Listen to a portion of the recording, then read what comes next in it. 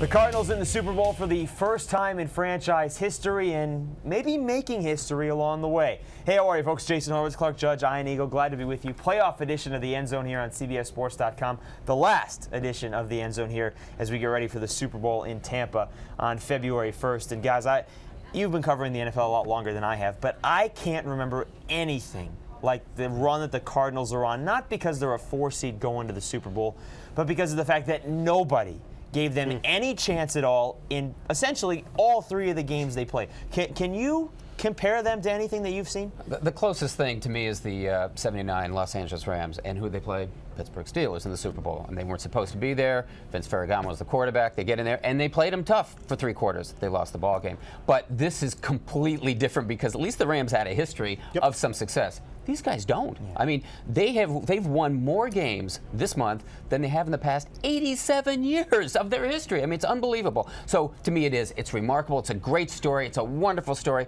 It'll be tough to keep going, though. It will be tough, but you know what, though? You have a guy, and we talked about this last week on the Endzone, in Kurt Warner, who has been there before. He knows what it takes the week to prepare. Sure does. He knows what it takes while you're down there, and that can rub off on his team. Oh, it certainly can. And I think with Arizona, let's not forget they were a good story during the regular season. Now, they limped to the finish line. They played in the worst division in the NFL this season, and yet they found a way, and they got their confidence, and they got some balance on offense. To me, that's been the biggest key, that EDGERRIN James, who was a non-factor throughout most of this regular season, became a factor again and has had a good postseason run. I'm not saying he's putting up huge numbers, but at least there's a threat on the ground, something that they did not have throughout most of the 2008 regular season.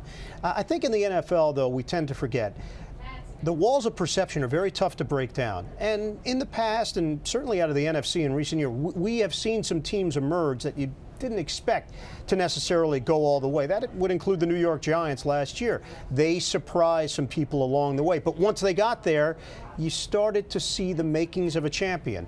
Are we ready to take that next step with Arizona? They're on a magic carpet right now. The problem for Arizona, guys, they want to play the game right now.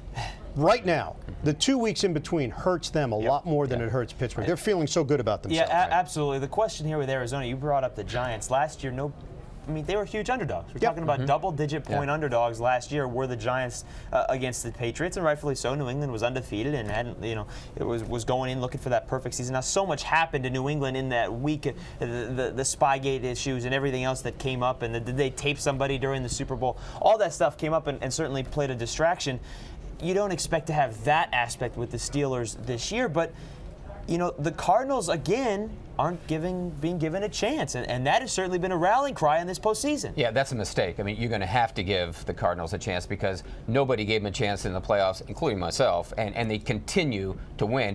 And the reason they do have a chance here is, one, they're riding a tidal wave of momentum. Ian's right. Secondly, you got Ken Whisenhunt here, former Steeler offensive coordinator. Russ Grimm, former Steeler offensive line coach. These guys have a score to settle. They wanted to be included in the mix when the head coaching position was available when Mike Tomlin came in 2 years ago. Russ Grimm thought he had the job. Now, Whisenhunt had already taken the job in Arizona. Grimm thought he had it, didn't. Last year, Pittsburgh comes to Arizona. They settle the score. They beat him. This is different. This is different. And you know what else they have? A man named Larry Fitzgerald, who has put up numbers in the playoffs that no other wide receiver has had in NFL history in the postseason. More yards in the playoffs than anybody else, and he's got one more game to go.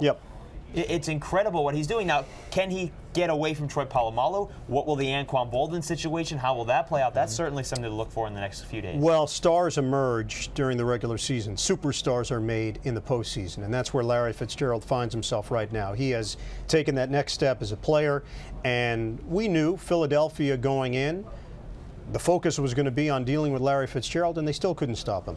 They couldn't find a way to stop him. And he was the difference in that first half, building the huge lead, and then Philly, the furious comeback. Fitzgerald will be a big part of this.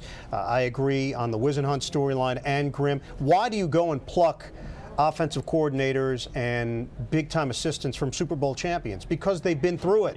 Because they have a body of work. They have the experience. The other part, too, I don't know if you've noticed this, is Ken Whisenhunt morphing into Bill Cowher before our eyes. Physically, he is now looking more and more every week that goes by. And coaching like it. And coaching like it. He looks like Bill Cowher. Well, it's amazing to me. And Bertram Berry said as well when he got there that Ken Wisenhunt came in wearing his Super Bowl ring and immediately had credibility, and now in his second year has brought that credibility to the Arizona Cardinals. Now, can they carry it to a title?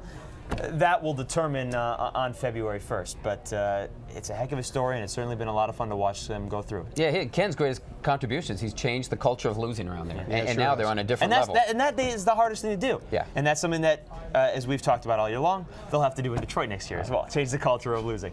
That's it for the, only I can forget the Lions. We're talking about the Super Bowl. That's it for the End Zone here. About the Cardinals, to check out the Steelers, be sure to check that out. And also, speaking of the Lions, they have a coaching change like 9 other teams in the NFL to this point. We're going to talk about which team we think and which coach has the best chance to succeed next year with his team. Clark Judge, Ian Eagle, I'm Jason Horowitz. Take care, folks.